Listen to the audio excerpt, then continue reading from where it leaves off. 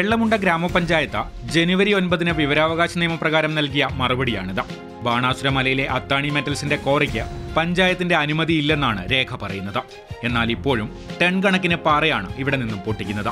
Revenue ഭൂമിയും ആദിവാസി ഭൂമിയും കയ്യേറിയാണ് ക്വാറിയുടെ പ്രവർത്തനമെന്ന നേരത്തെ തന്നെ പരാതി ഉയർന്നിരുന്നു. എന്നാൽ ഉദ്യോഗസ്ഥരുടെ ഒത്താശയോടെ കോടതിയടക്കം തെറ്റിദ്ധരിപ്പിച്ചാണ് ക്വാറി ഇപ്പോഴും പ്രവർത്തിക്കുന്നതെന്നാണ് ആരോപണം. ഇവയ്ക്കൊക്കെ തന്നെ ഇപ്പോൾ പ്രവർത്തിക്കാനുള്ള അനുമതിയില്ല. അത് വിവരാവകാശ നിയമപ്രകാരം നമുക്ക് കിട്ടിയിട്ട് എങ്കിലും ഉദ്യോഗസ്ഥരുടെയും അതുപോലെ ബന്ധപ്പെട്ട റവന്യൂ വകുപ്പിലെയും സ്ഥാപനങ്ങളിലെയും ഒക്കെ ഒത്താശയോടുകൂടി ക്വാറിയിൽ നിരന്തരം വൻ സ്ഫോടനം നടത്തി ആദിവാസികൾക്കും അതുപോലത്തെ പ്രദേശത്തുള്ള ഭൂമിയുടെ ഘടന മാറ്റുന്ന വിധത്തിൽ ബുദ്ധിമുട്ടുണ്ടാക്കുന്ന രീതിയിൽ ക്വാറിയുടെ പ്രവർത്തനം നടത്തിയിരിക്കും.